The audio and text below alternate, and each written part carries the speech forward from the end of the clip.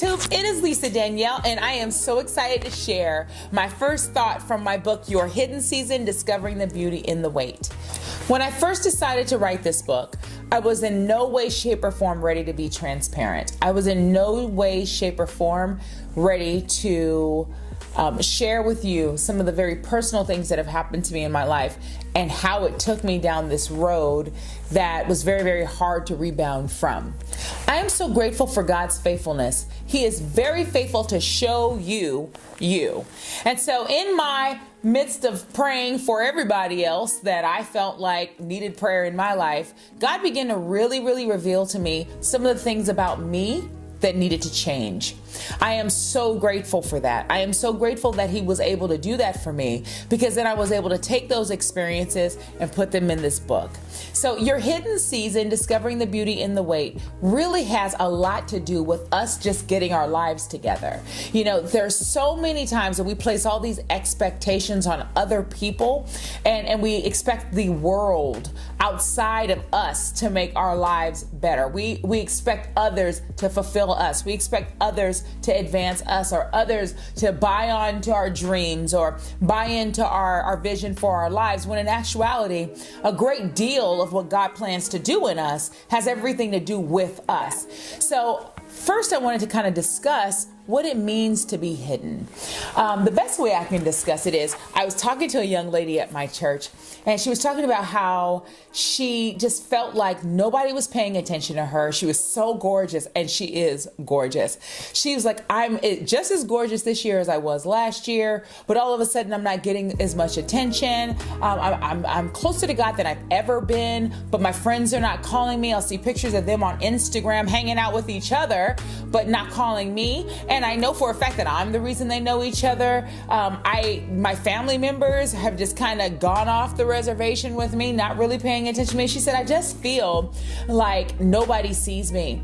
And I remember telling her, you're probably just hidden. And she looked at me and she said, well, what do you mean?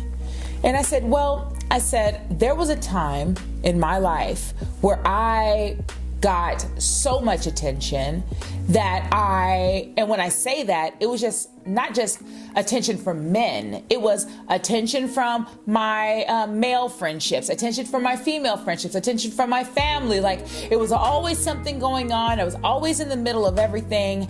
And the life around me was so loud that sometimes I couldn't clearly hear God or what He desired for my life. And so I feel like God brought me to a place where He secluded me, where all of a sudden everybody who was winking at me, then they were waving and then they would keep going. They weren't waving. See, there was a time when they would wave and stop. Okay, let's just talk about that. They would wave and they would stop and they would have a conversation. But all of a sudden they were waving and they kept going. Okay. They were waving and they kept going. Or my friends would call me and be like, girl, we're going to do this on Thursday. Or do you want to go have brunch on Tuesday? And then that stopped. And then it was, hey, we have this birthday party or that birthday party with my family. And then that stopped. And I was like, what is going on? It was like God was systematically removing every area of distraction from my life so I could do nothing but focus on Him. And if you've never gone through that, or if you're going through it right now, you don't even realize, this is the thing. And this is what I told her. Some people, most people, are in a hidden season and they don't even realize it. They're translating their season of seclusion, and they're making that season of seclusion, they're turning it into rejection. They feel forgotten. They feel betrayed, when in actuality, it may have nothing to do with the friendships or the relationships around you. God may just be pulling you off so He can have private time with you. Before I was willing to take that time, I had no idea what that looked like, and I was resentful because I was lonely. I went from having people all around me to having no one, and I didn't know why. But in that time, God shows you His vision for your life. In that time, He shows you the glow up. He shows you how you'll elevate. He shows you who you need to remove and who you need to keep. and he shows you how to be the kind of woman he wants you to be. So when I wrote this book, I did not write it from a place of, girl, let me tell you how to get a man, or let me tell you how to find that man of God. Because although when I say this, some of you are going to disagree with me, that's the easy part. Men are the easy part. They're everywhere. But the man that God has for you, that's the part that's extraordinary. And I believe a good deal of what my problem was that I was expecting everybody to be extraordinary, when the truth of the matter is there was a man that God has for me, but I had to do my work so that not only did I find the one worthy of me, but that I was worthy to be his helper.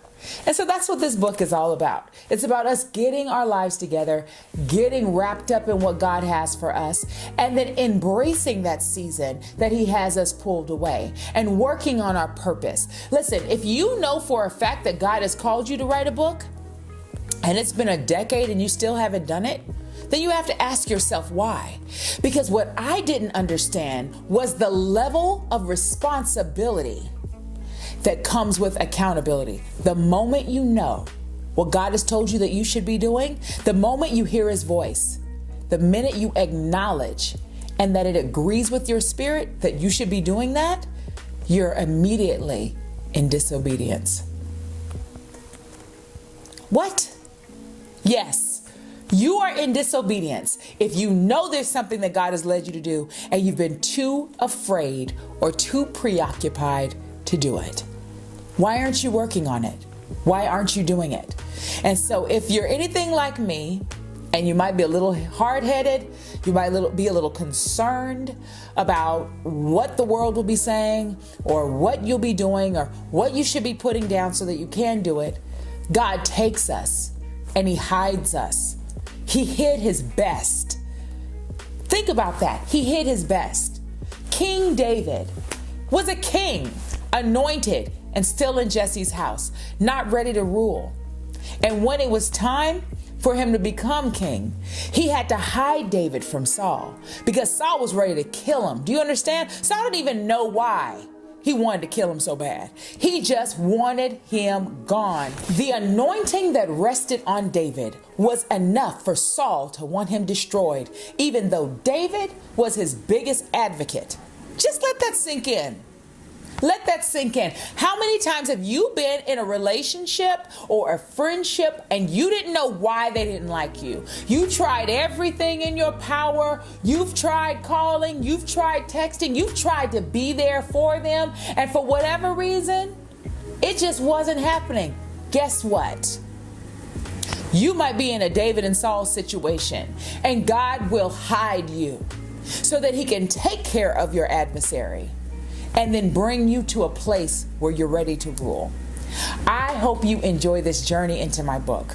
I hope that we can open up a dialogue and discuss all of the issues that concern you. And even more than that, I hope that this book is everything you need to get you on your path to greatness. I don't wonder if you're great. I know you are. And I know there is so much inside of you.